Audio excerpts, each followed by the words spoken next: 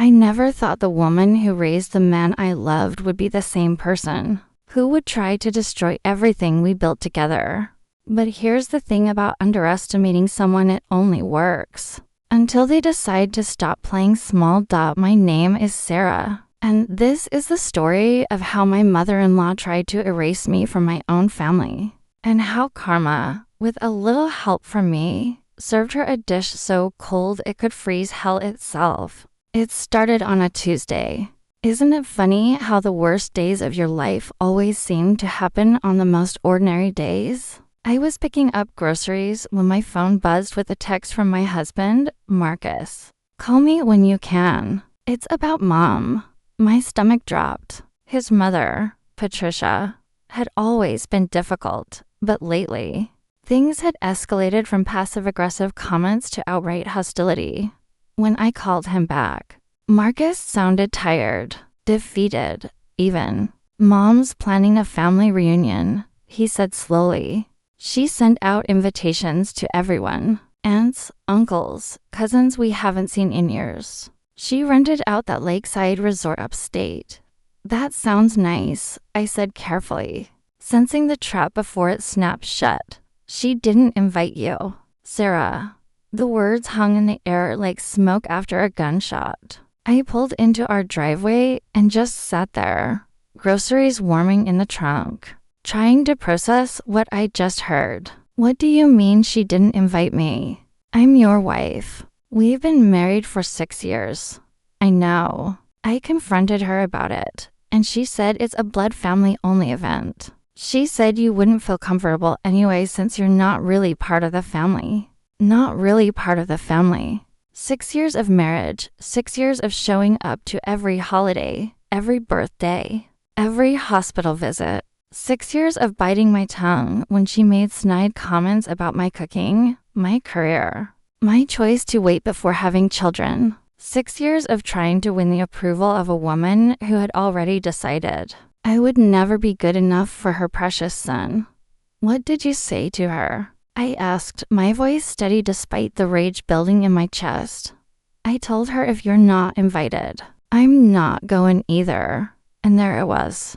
The moment that would define everything that came after. Marcus had chosen me. But Patricia, she had drawn a line in the sand, and she was about to learn that some lines, once crossed, can never be uncrossed. The next few days were tense. Marcus tried calling his mother, but she wouldn't answer. She sent him a single text: "You're making a mistake choosing her over your family. When you come to your senses, we'll be waiting." The audacity of that message still makes my blood boil. As if I, the woman who had stood by her son through job loss, through his father's death, through his darkest moments, was somehow the threat to this family. But here's what Patricia didn't know about me. I grew up poor, the daughter of a single mother who cleaned houses to keep food on our table. I learned early that the world doesn't hand you anything, that dignity isn't given, it's claimed. I put myself through college working 3 jobs. I built a career in marketing from nothing, learning every dirty trick, every psychological lever, every way to make people see what you want them to see. Patricia thought I was soft because I smiled at her insults. She thought I was weak because I never fought back. She had no idea she'd been living next door to a strategist who had simply been waiting for the right battlefield.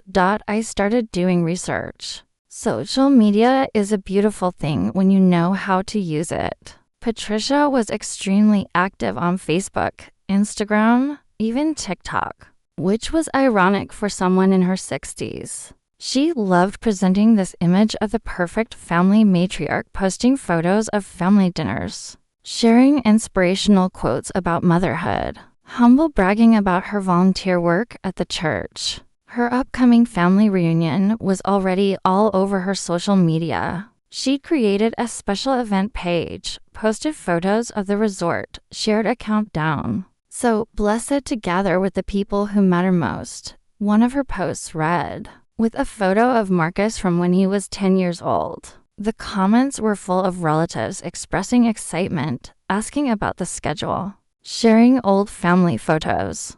I noticed something interesting.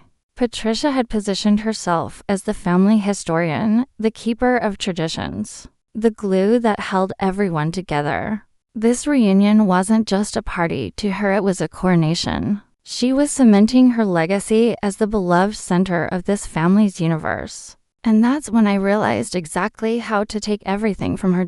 I started with Marcus's cousin, Jennifer. We'd always gotten along well, and she had her own complicated history with Patricia. I called her one evening under the guise of catching up. I heard about the reunion. I said casually, "It sounds amazing. I'm so sad I can't be there." "Wait, you're not coming." Jennifer sounded genuinely surprised. "But you're Marcus's wife." Patricia made it clear it's blood family only. I guess after 6 years, I still don't qualify. I kept my tone light, hurt but understanding, like I was trying to be mature about it. There was a long pause. "That's really messed up, Sarah." I had no idea. "Oh, please don't make it a thing," I said quickly. "I don't want to cause drama. I just want Marcus to enjoy time with his family. I know how much his mom means to him." The seed was planted. Jennifer, bless her heart, had a conscience and a big mouth. Within 48 hours, 3 other relatives had reached out to me, expressing confusion and concern. I gave them all the same story: gracious, understanding, slightly wounded, but trying to rise above it. I never badmouthed Patricia directly. I didn't need to. The situation spoke for itself. Meanwhile, I had Marcus post a photo of the two of us on his Instagram, with a caption about staying home that weekend and enjoying quiet time together. No mention of the reunion, no explanation, just a happy couple choosing each other. The comments came flooding in from his side of the family. "Aren't you going to the reunion? Why aren't you coming? Is everything okay?" Marcus, following my lead, kept his responses vague. "Change of plans. Family time at home sounds better." The confusion spread like wildfire. Patricia's perfect event was developing cracks before it even began. But I wasn't done. Not even close. Phase 2 began with a Facebook memory. I have this habit of documenting everything: every family dinner, every holiday, every moment. I started sharing throwback photos. Throwback to Thanksgiving 2019, when Patricia taught me her famous stuffing recipe. So grateful for family. The photo showed the two of us in her kitchen, smiling, her arm around my shoulder. It was from the early days, before her mask had fully slipped, when she was still pretending to welcome me. The next day, another memory. Missing these Sunday dinners with the family. Patricia's roast was always the best part of the week. A photo of the extended family around the table. Me right there in the frame, laughing with Marcus's aunts day after day. I flooded social media with evidence of my integration into this family. Every photo was a statement. I was here. I belonged. I had earned my place. And the contrast with my sudden exclusion became increasingly impossible to ignore. The comments multiplied. People started asking Patricia directly on her reunion posts why I wasn't included. She deleted the comments at first, but they kept coming. Family members who barely knew me were suddenly defending me, questioning the blood-only rule, pointing out that other spouses had been invited to past events. Patricia's carefully curated image was crumbling, and she knew it. She called Marcus, furious, accusing me of manipulating the family against her. "Your wife is turning everyone against me with her little social media campaign," she spat. Marcus, to his credit, just laughed. "Mom, she's posting family photos. If that's turning people against you, maybe you should ask yourself why." But the real masterstroke was still coming.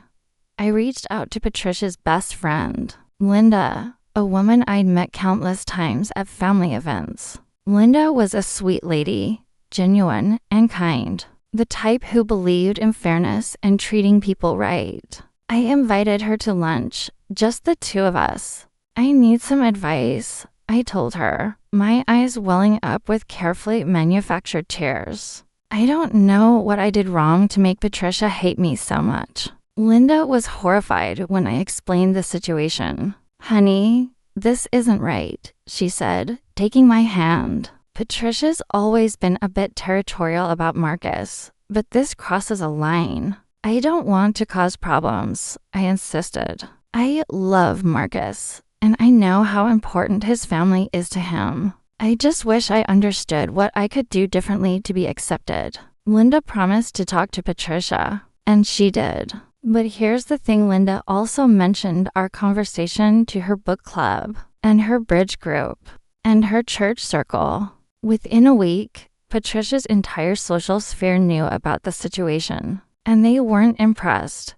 See, Patricia had built her entire identity on being this warm, embracing matriarch. She volunteered at the church, organized charity drives, posted constantly about love and family and Christian values. Her friends saw her as a model of grace and kindness. Learning that she had banned her own daughter-in-law from a family event shattered that image completely. The whispers started. The side eyes at church. The suddenly cool reception at her volunteer meetings.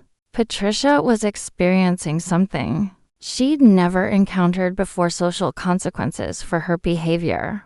But I still had one final card to play. The weekend of the reunion arrived. Marcus and I stayed home, as planned. We spent Saturday morning having a leisurely breakfast, working in the garden, enjoying the peace. Around noon, my phone started buzzing. Text messages from various family members at the reunion. Where's Marcus? We thought he was coming. Is he okay? Apparently, Patricia had told everyone that Marcus was coming, that he'd worked things out with her, that he was just running late. She'd needed everyone to believe her narrative was intact, that her son had ultimately chosen her over his wife. She'd promised them he would be there, after our past. Marcus didn't show up because he was never going to show up. Patricia's lies began to unravel in real time, in front of the entire assembled family. She kept making excuses: traffic, work emergency, he'd be there any minute. But as the afternoon wore into evening, the truth became unavoidable. Her own son had chosen his wife. The woman Patricia had tried to erase from the family had won. Jennifer called me that evening, laughing so hard she could barely speak. Sarah, you should have seen her face. She kept checking her phone, calling Marcus, texting him. Everyone was asking questions, and she just kept saying he was on his way. By dinner time, even the relatives who usually worship her were exchanging looks. It was the most uncomfortable thing I've ever witnessed. That sounds awful, I said, my tone appropriately sympathetic while I grinned at Marcus across the room.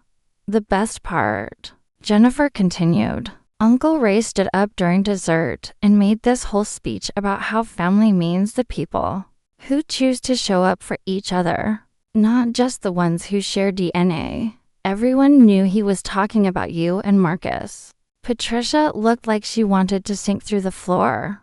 But the story doesn't end there, because karma, once set in motion, has a momentum all its own. The Monday after the reunion, Patricia posted a long, rambling Facebook status about the importance of forgiveness and how hurt people.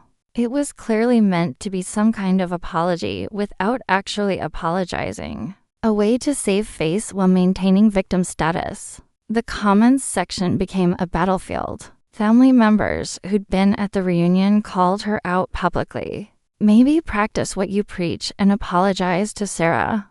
This is exactly why Marcus didn't come. Some of us are really disappointed in how this situation was handled.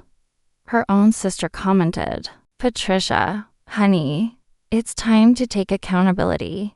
The post got over 200 comments before she deleted it.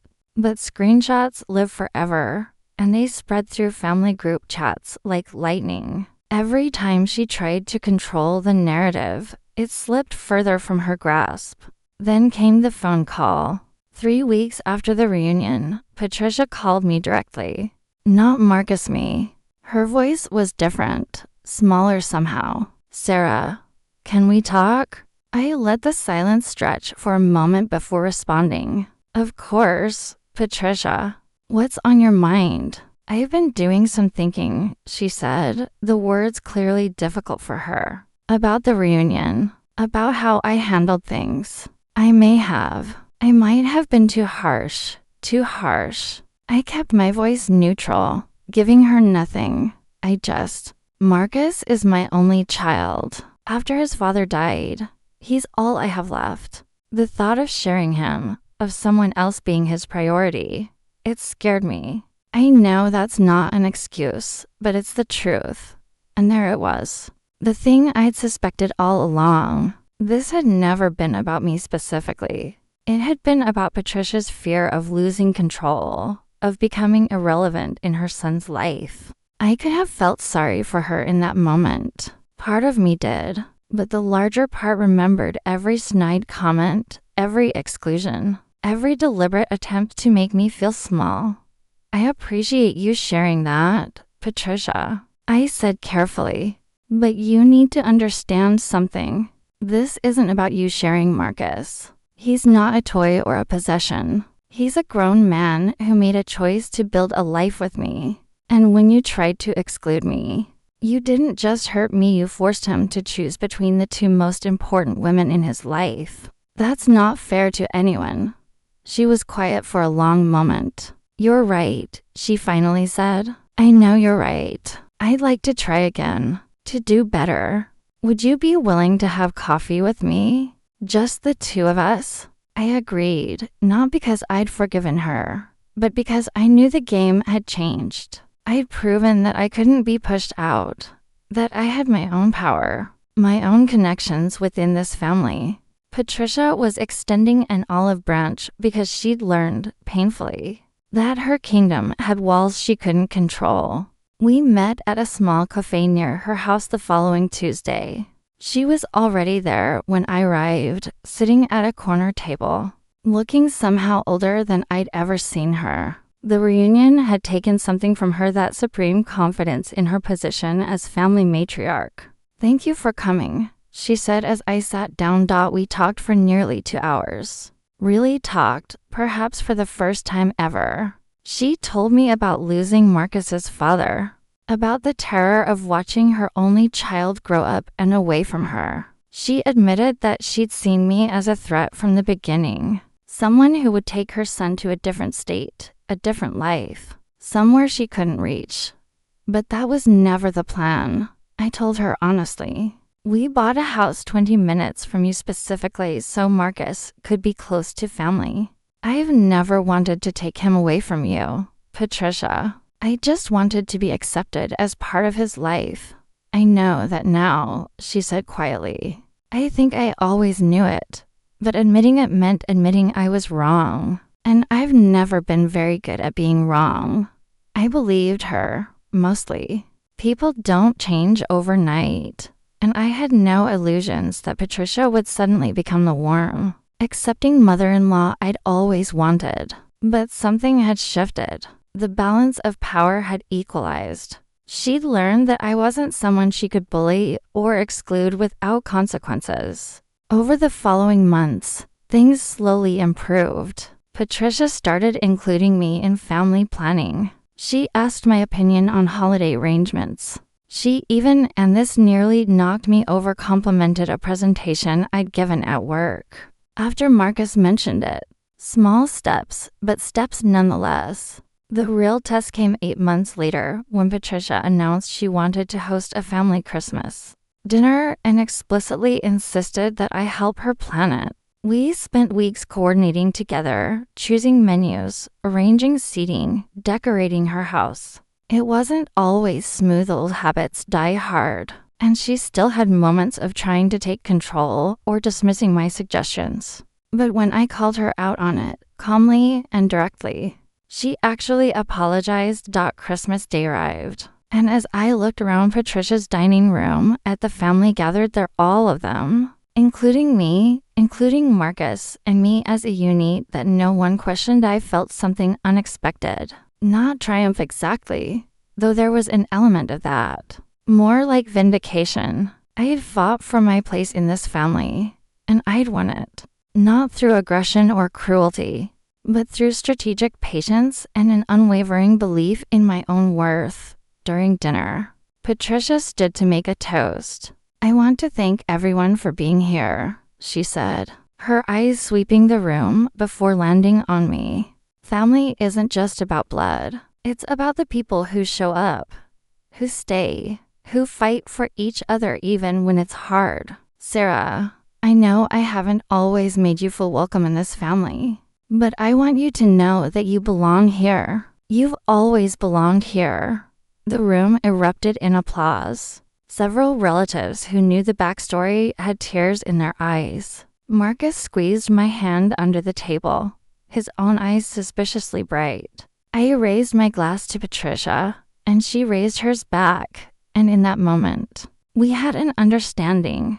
She had tried to write me out of the story. Instead, I'd rewritten the entire narrative. But here's the thing that no one tells you about revenge. The sweetest kind isn't about destroying your enemy. It's about forcing them to see you, to acknowledge you, to admit they were wrong. Patricia's reaction at that reunion, the slow crumbling of her control, the public humiliation of having her own family reject her behavior, that was priceless.